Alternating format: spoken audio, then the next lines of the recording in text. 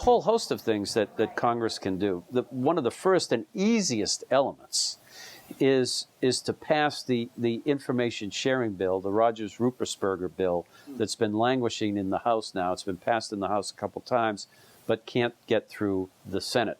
We need to bring the various constituencies, whether it's privacy people, whether it's industry people afraid of regulation, we need to bring all of those people to the table and have it out, not in a contentious way, but in a thought-provoking, consciousness-raising way, so that people can understand what's at stake, and there can be the appropriate give and take to get the kind of laws passed that will help us protect society as a whole while guaranteeing our personal freedoms.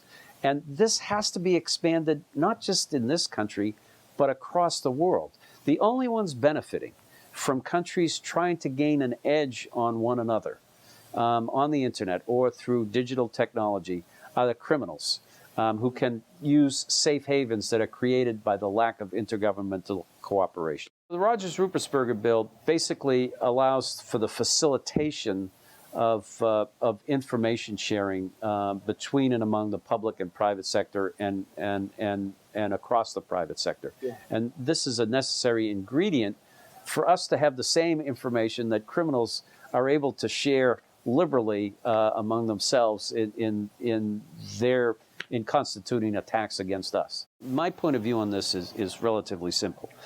If your company has suffered a breach or there is something related to cyber that could hurt somebody else, you have an obligation to disclose. How you disclose that can be subject to certain things. Maybe disclosing it might put people in more danger. So the way it gets disclosed needs to be figured out. But fundamentally, if something happens to you that could affect somebody else, you have an obligation to disclose. If it affects potentially the company's viability, you have an obligation to disclose to shareholders. These disclosures, to me, are important. Now, I think if neither of the first two are true, you don't have an obligation, but it seems to me, as a member of society, you should engage with law enforcement so that they can help track the perpetrator down as quickly as possible.